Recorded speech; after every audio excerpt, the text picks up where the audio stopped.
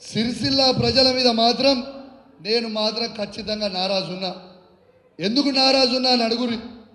అసలు వాస్తవంగా చెప్తున్నా, సిరిసిల్లాన చెయ్యన పని ఏనదన్నా ఉన్నదా? అసలు వాడని రోడ్లు ఎన్నో ఉన్నాయి. మరి అదే కేటీఆర్ గారికి మీరు 1,00,000 మెజార్టీ ఎందుకు ఇయ్యరు అంటే నేను అడుగుతా ఉన్నానని చెప్పి సందర్భంగా మీ అందరు కూడా తెలియజేస్తా ఉన్నాను.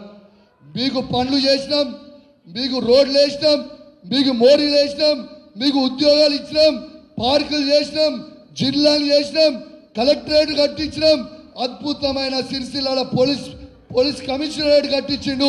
ఇది కేటీఆర్ కదా? మీ గుండె మీద చేసుకొని ఒక్కసారి ఆలోచన చేయండి. ఇలా సిరిసిల్ల పట్టణం వాస్తవంగా మా హుజరాబాద్ కంటే చిన్న పట్టణం. అట్లాంటి పట్టణంని ఇలా సిరిసిల్లాని తీసుకుపోయి హైదరాబాద్ తోని పోటీ పడే విధంగా ఇలా చేసిన వ్యక్తి కేటీఆర్ కదా?